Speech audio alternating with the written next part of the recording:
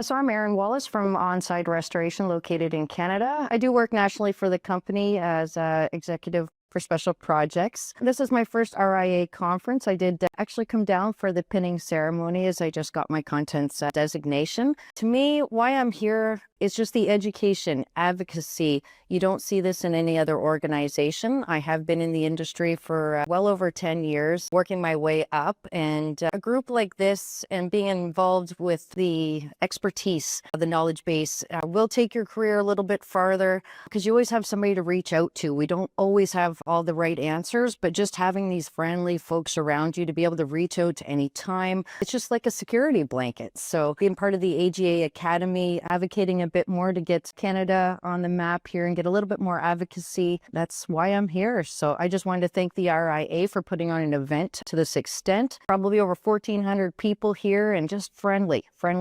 So this is the place to be, the RIA.